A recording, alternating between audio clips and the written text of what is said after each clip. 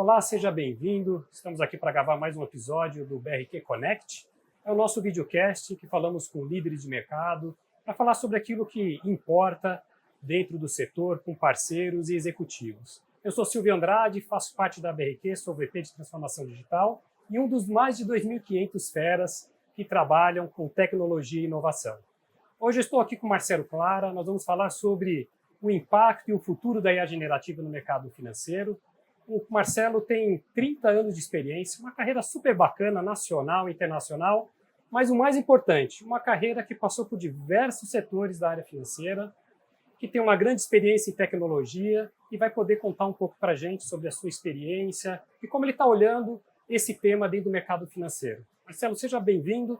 E eu já queria colocar uma pergunta aqui para você. Olhando toda essa sua experiência que você tem aí dentro do mercado de tecnologia, no mercado financeiro, como é que você enxerga o setor hoje com os temas de inovação? Como que o mercado financeiro está hoje com o tema de inovação, principalmente o que está aqui bastante se falando da IA generativa nesse contexto? Perfeito, obrigado. Primeiro, obrigado pela BRQ, todo o time da BRQ pelo convite e um prazer estar aqui hoje com o Silvio falando sobre um tema tão relevante que, sem dúvida, a pauta principal é mais um Febraban-Tech, né? É interessante a gente observar como é que a indústria financeira tem se transformado ao longo dos últimos anos, né? A gente fala de transformação digital, mas eu brinco, né? Transformação digital a gente já fazia 20, 30 anos atrás, né? A tecnologia era outra, a forma de digitalização era outra, né? Isso continua acontecendo até os dias de hoje, né? O que mudou é a tecnologia, né? Tanto a forma como se entrega, quanto a forma como a gente consome tecnologia, né? Sem dúvida não dá para comparar o avanço que a gente teve aí em décadas, né? Tanto do poder computacional quanto a capacidade, né, de uso desse poder computacional em cima das técnicas utilizadas, né? Quando a gente fala de GenAI, basicamente a gente está falando de uma evolução de algo que já vem lá de trás, né? Se a gente olhar, eu gosto sempre de olhar o tema Generative AI em função das dimensões, né, que a gente tem no uso de inteligência artificial, vamos chamar assim, desde o início, né? A gente tem a inteligência artificial sendo utilizada já há décadas, na verdade, em várias indústrias, não só na indústria financeira, mas ela foi passando por momentos de evolução, né? No começo, ela tentava imitar comportamentos humanos, né? Se a gente pegar os primeiros algoritmos, né, que jogavam xadrez, na verdade, eles eram treinados em cima de jogadas conhecidas, né? Isso é o que se falava lá atrás de inteligência artificial, né? Quando surge o tema de dado, né, aí a gente introduz uma segunda derivada, né, da utilização de inteligência artificial, que é a adoção de técnicas de machine learning, né? O objetivo agora não é mais tentar, né, replicar comportamentos de tomada de decisão em cima de comportamentos humanos, e sim aprender com o dado, né? E aí de machine learning a gente entra em deep learning, rede neural, que na verdade também é uma evolução da técnica anterior, né? Então se a gente olhar de IA, machine learning, deep learning, até chegar em generative AI é uma evolução dessas técnicas anteriores que por sua vez são utilizadas dentro de um modelo de LLM, por exemplo, né? De aprendizado, né? Então é uma evolução, e o que a gente vê hoje, né, é uma discussão na indústria de como trazer então essa nova tecnologia, né, o tal do Generative AI, para dentro do mercado financeiro, né? O mercado financeiro está num momento, poderíamos dizer, especial, né? Porque a gente vê todos os produtos, os serviços, o ecossistema em volta evoluindo com o tema de dados, com essa própria tecnologia nova, todo mundo revendo seus canais. No final das contas, né, o Open Finance tem levado a uma mudança dos serviços. Qual que é a sua percepção? A IA generativa, que papel que ela pode tomar nessa aceleração de transformação da indústria? Ela é algo que é complementar? Ela deve tomar uma dimensão um pouco mais estratégica ou dentro do núcleo do serviço? Como é que você está enxergando esse cenário da IA generativa junto com esses processos de transformações de dados e de digitalização do setor?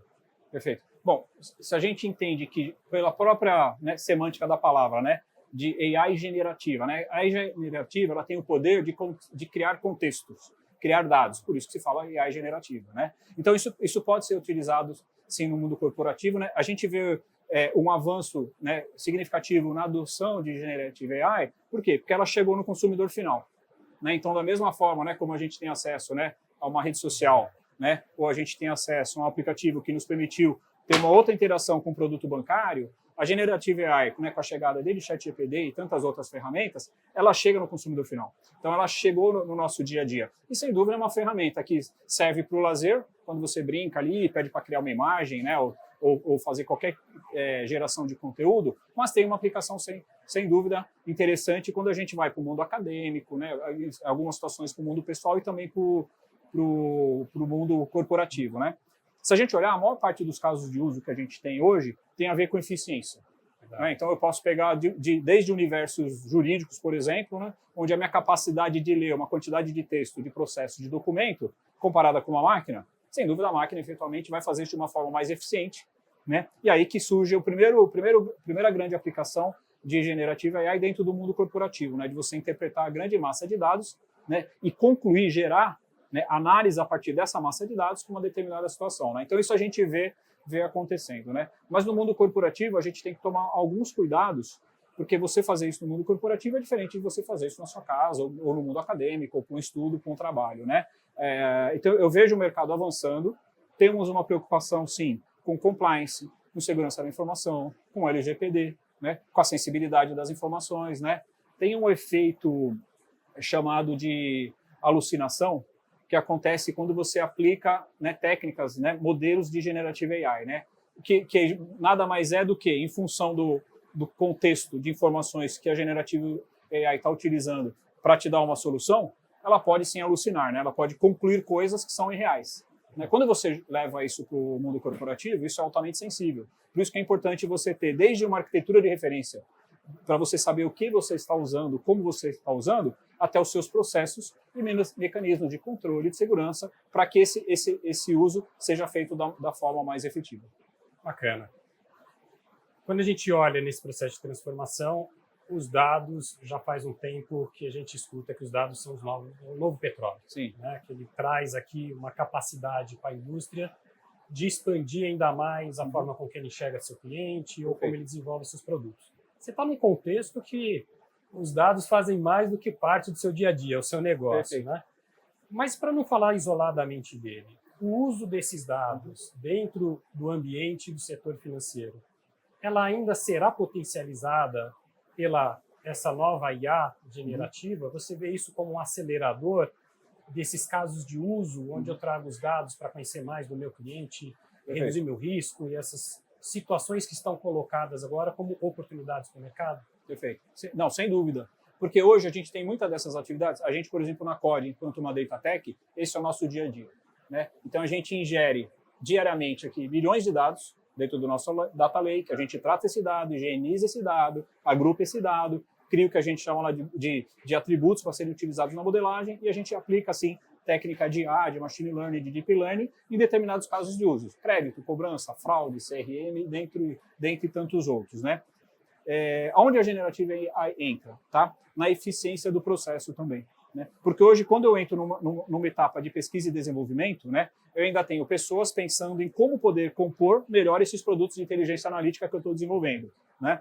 Mas tem uma oportunidade de você poder compor muitos mais cenários e ser muito mais eficiente à medida que você treina o modelo dentro de um ambiente de controle. Né? Tem uma técnica chamada RAG, mas nada mais é do que você usar uma base de dados, né, de conhecimento seu, né, para que o modelo seja treinado, e aí sim você pode ser altamente eficiente. Né? A gente vê já alguns casos na indústria, quando a gente fala de agentes, por exemplo, assessores de investimento, né, que o conceito é bastante semelhante, né, onde em vez de você ter um banker, um gerente, te recomendando um perfil, né, ou uma carteira, né, de investimento, dado o teu perfil de risco, se eu conheço o teu perfil de risco e eu sou treinado para conhecer toda a gama de ofertas de produto daquela instituição, eu posso sim discutir, né, num prompt em primeira pessoa com você e fazer a melhor oferta. Né? Então, olha a eficiência que isso traz. Né? Desde questão de disponibilidade, né, porque esse agente ele é 24/7.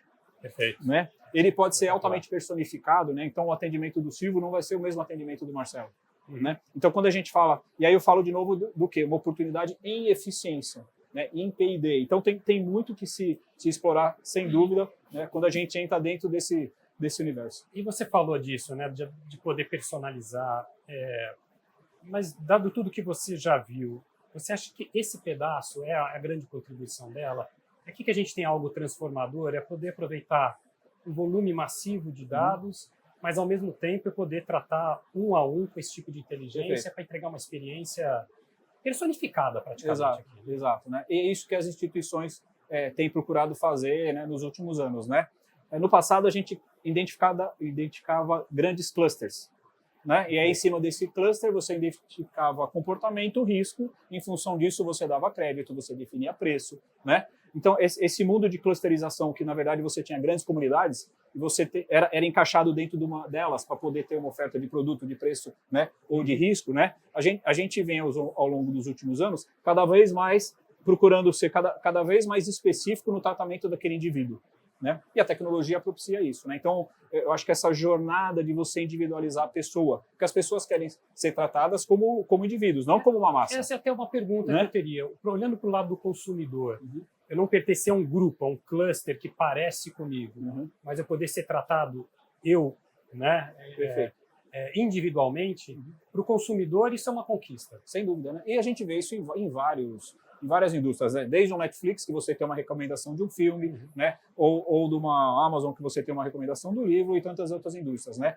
E o mercado financeiro tem ainda um espaço bastante grande para desenvolver, né? O Open Finance, né? Se a gente olhar, ele foi implantado a primeira versão em 2021. Né? A gente está quase indo para o 5º ano, né? A gente já está no meio de 25, né? Então, ainda tem uma questão de aculturamento das pessoas. Se você perguntar para a população em geral, que é Open Finance, elas não sabem. Né? Se você perguntar para a população se elas compartilharem o dado com a instituição financeira, que de fato, se ela vai ter uma oferta personalizada, as pessoas ainda não fazem. Então, ainda tem um caminho ainda para ser desenvolvido, ao ponto dele ser percebido, né? A hora que a gente chega lá é quando a população identificar, puxa, eu compartilhei o meu dado e por função disso eu estou sendo tratado de forma diferente, na taxa, no prazo, no produto, o que quer que seja, né? Perfeito. Eu imagino como que as pessoas reagem a isso hoje, né? Eu fui uma das pessoas que compartilhei meus dados do Open Finance e você vê uma certa conquista ali de uma percepção melhor de quem é você dentro da instituição e fora da instituição, mas ainda refletindo um pouco em ofertas, em personalização. Então, imagino que, estando isso consolidado, a gente deva ver cada vez mais essa experimentação de ofertas contextualizadas com a minha vida, com a vida do cliente que está ali, e que cada um tem as suas diferenças. Sim, né? E é importante entender o mercado, né? Porque primeiro a gente tem que separar a pessoa jurídica de pessoa física. Perfeito. São coisas totalmente distintas, tá? Segundo, você tem que separar dentro desse mundo de pessoa física e pessoa jurídica, né? As faixas de cliente que você está falando. Porque um cliente de baixa renda, ele tem a demanda por um tipo de produto, diferente de um cliente de alta renda que eventualmente vai querer um produto mais voltado para investimento, né? Quando você vai para PJ, é a mesma coisa, né? Uma PME é totalmente diferente de um cliente corporate, ou de um middle, né? Ou de um large corporate, né? Então você tem tratativas diferentes. E aí quando você fala de Open Finance, como é que a gente dá crédito PJ? Né? Também depende do tamanho. Porque essa grande empresa, eu vou olhar balanço, vou olhar capacidade de endividamento, né? São outras variáveis que eventualmente eu já tenho, porque eu peço um balanço, um relatório de visita, e eu tenho dados também, obviamente, de um cadastro positivo. Né? Então, é importante entender que, independente do segmento, eu posso falar de PF, posso falar de PJ, e dentro de PF-PJ, né, eu posso tratar também de forma diferente, qual que é o valor que esse dado do Open Finance vai, de fato, reverter para um produto para o cliente. E esse cliente do varejo, né, com uma renda menor, eventualmente ele é o menos instruído financeiramente. Ou seja, é o que tem menos aqui facilidade de entender a vantagem de compartilhar o dado de Open Finance para que ele possa, de fato, ter um produto diferente. Segundo, esse cliente não necessariamente, né, é muito bancarizado.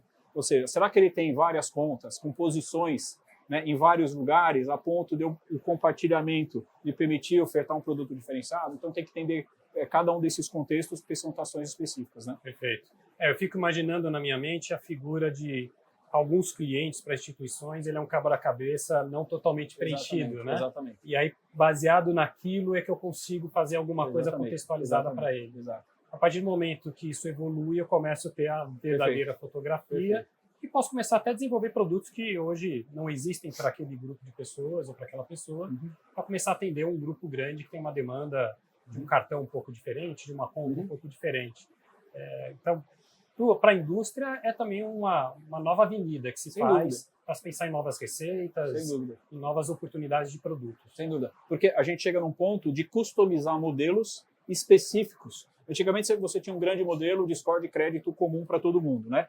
Hoje não, você pode ter modelos específicos para situações específicas, né? E aí o Generative AI, ele pode ajudar justamente na sua eficiência de compor e entender esses produtos, né? A ponto, sim, de por que não, em vez de você ter uma pessoa, né, ter uma máquina interagindo e construindo o produto automaticamente. Esse que é o futuro, tá? Porque hoje o processo ainda depende de um caso de uso, né? De alguém entender aquele caso de uso, fazer uma estratégia, definir uma esteira, fazer um machine learning, a gente chama de MLOps, né? São as esteiras automáticas que a gente tem, a ponto daquele produto de fato estar lá na oferta, pronta para o cliente poder consumir, né? A gente chega a um ponto onde isso pode sim acontecer de forma totalmente dinâmica e automática, né? Então imagina qual que é o potencial, né? Porque eu posso customizar para N cenários, tende a infinito, né? Então, por quê? Por conta da eficiência que eu trago, né? No modelo tradicional, não, né?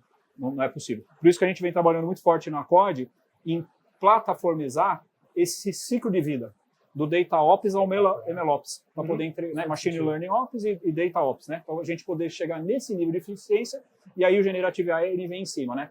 É uma nova tecnologia que a gente está aplicando. Sem dúvida, tem uma parte de aprendizado e tem uma parte de agentes especialistas, né? Porque ele por vezes, ela vai dar saída para um agente especialista, que é uma função que eventualmente eu já construí dentro da minha pipeline de ciclo de vida. Perfeito. E para você que fica sempre reclamando, olha, o pessoal só fala de IA generativa, IA. Vamos abordar um tema novo aqui com o Marcelo. Se a gente parar para pensar tudo isso, as pessoas acabam falando privacidade de dados, mas eu não queria falar das estruturas, dos guardrails que as empresas fazem para garantir isso, que eu acho que o mercado já entendeu que existe uma estrutura, uma governança e uma governança sobre os dados para garantir que isso fique onde tem que ficar. Mas indo além, né? Se a gente começa a processar individualmente os dados em alta velocidade, em cima de ofertas, acaba exigindo muito mais esse meu dado que está ali, essas minhas informações circulando. Mas aí tem a confidential computing. Perfeito. Você pode falar para a gente deste caminho, né? Confidential computing seria um caminho para trazer tranquilidade quando a gente tiver isso em alta velocidade? Perfeito. Não só, né, tranquilidade, mas já é uma realidade, né? Quando a gente vem do mundo da internet, né, que já não é de hoje, né, se a gente olhar a internet e o mundo de API e o mundo de integração nessas plataformas que são abertas, né, hoje é todo mundo falando com todo mundo, né? Isso está em cima de um protocolo internet que, por acaso, tem uma camada de segurança lá no certificado que é trocado, né? A gente também tem essa camada de segurança dentro do armazenamento onde eu vou persistir essas informações. Então, normalmente, as instituições financeiras, né, que têm uso de cloud ou de data center colocation, data center próprio, o que for, tem sim uso de técnicas, que já não é de hoje, né, onde eu tenho o meu dado criptografado. E aí surge esse tema, né? Porque o dado, quando ele é processado, ele não está criptografado, ele está aberto.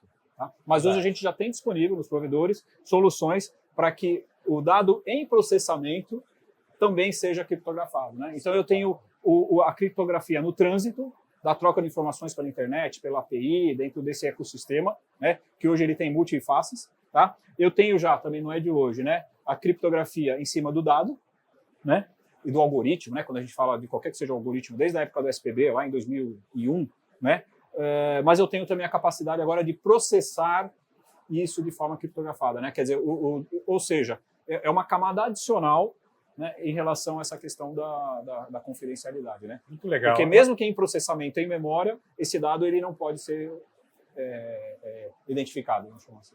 Um espetáculo. Olha, vocês vão ver a gente falando muito de confidential computing.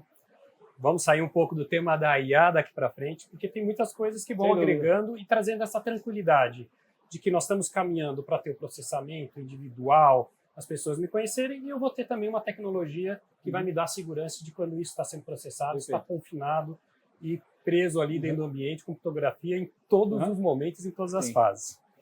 E olhando aqui de uma forma, né, para a gente encerrar um pouco a nossa conversa, como é que você enxerga os próximos 2 anos? A gente vai ganhar maturidade de dados? As instituições vão conseguir estarem organizadas? Como é que você enxerga isso hoje? Em 2027, no próximo encontro de tecnologia que nós tivermos, o que a gente vai ter conquistado nesses 2 anos? Perfeito. Eu acho que tem uma palavra que de vez em quando a gente usa, que é o momento hype. Né? Eu lembro, né, alguns anos quando a gente falava de blockchain, né? E aí todo mundo falava de blockchain e o blockchain ia revolucionar tudo. Resolver todos os problemas. Todos os problemas. E aí você vinha as empresas, porque vinha essa demanda, né?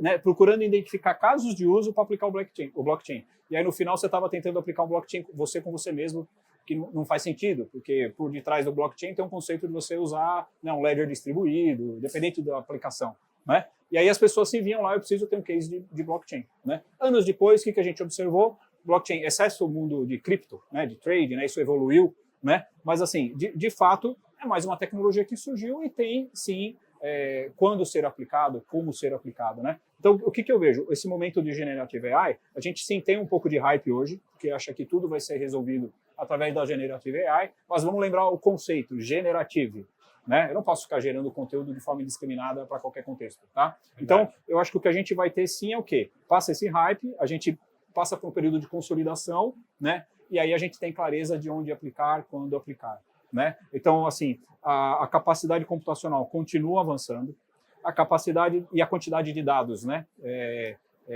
Que a gente tem, vai continuar, isso é exponencial, continua, né? Da mesma forma, a gente vem se adaptando para poder tratar, né? Porque as coisas andam junto, né? Aumenta dado, aumenta também minha capacidade, né? Isso com o tempo, o que acontece? Uma convergência para eu entender da tecnologia e de onde ela vai ser aplicada, né? Para mim, a maior aplicabilidade que a gente vai poder observar, se a gente olhar lá na frente no retrovisor, vai ser numa agenda de eficiência. Quer seja, né? Eu gosto sempre de olhar o ciclo de vida, né? Eficiência, quer seja no desenvolvimento de um produto, quer seja na jornada de consumo daquele produto por um cliente, por um consumidor ou pela equipe interna dentro da empresa, né? Então eu vejo muito como eficiência, né? Se a gente olhar os casos mesmo fora do mundo corporativo de finanças, né? Quando a gente olha na indústria de mídia, né? De áudio, de filmes, né? Você tem filmes sendo, né? Imagens, conteúdo, né? Então era assim, o poder criativo, alguém teve que dar o input do contexto e a máquina é altamente produtiva, né? Porque eu poderia gerar aquelas imagens com muitas pessoas trabalhando, né? Então eu acho que assim a gente ainda vai ficar muito dentro desse contexto de eficiência, de novo, no ciclo de vida, para gerar melhor produto ou para atender ou para o que quer que seja, né?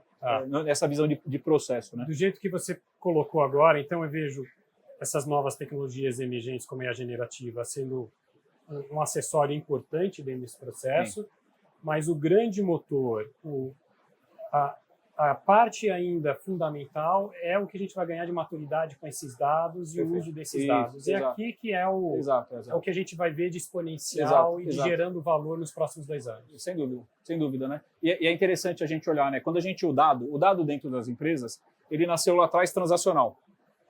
Né? Aí depois a gente criou um negócio chamado MIS, era o registro. Depois a gente foi criar um negócio chamado MIS, né? Que virou BI, que virou DW, Data Warehouse e tantos outros, Data Marts, né? Mas era o uso da inteligência do dado para tomada de decisão, né? A gente tem um desafio de pegar de fato esse dado e transformar ele em produto. Porque esse dado é transacional e ele é analítico, mas ele é produto. É o que a gente faz na DOD, na COD, a gente de fato, o dado é produto. Porque a gente faz, a gente é uma refinaria. Como eu faço isso. Então o nosso dado, que a nossa matéria-prima é dado. Então a gente de fato refina, né, num conceito de refinaria do óleo, a gente pega esse dado, refina esse dado para que ele possa ser aplicado em casos de uso voltados à geração de valor para o negócio, para o cliente, para o ecossistema, enfim, né? Então tem esse desafio das empresas sair do transacional para o gerencial e de fato fazer esse dado poder virar o quê? Produto e aí converter de novo, né, para o ciclo de vida, qualquer que seja a indústria que a empresa esteja presente. Muito bom. Marcelo, super obrigado pelo papo, foi muito bom. Acho que deu para esclarecer várias dúvidas. Essa visão do dado sendo tratado como produto, eu acho que é um jargão que precisa começar a entrar na cabeça das pessoas e pensar isso diariamente, porque eu acho que isso está no core para a gente poder levar uma experiência melhor, né? Eu adoraria, como cliente, as pessoas entenderem meu momento de vida, a minha jornada, e ele ter algo para me oferecer ali, e eu não ter que ficar pesquisando, buscando, indo atrás. Né? Eu acho que a gente consegue literalmente mudar de patamar. E é o que vocês estão construindo. Né? Perfeito. Exatamente. Muito bom. Prazer. Então, obrigado mais uma vez ao time da BRQ, né, e ao Silvio aqui, né, poder compartilhar, sempre é importante, é um momento de prazer aqui estar com amigos, podendo trocar um pouco do que o mercado está fazendo em pauta tão relevante.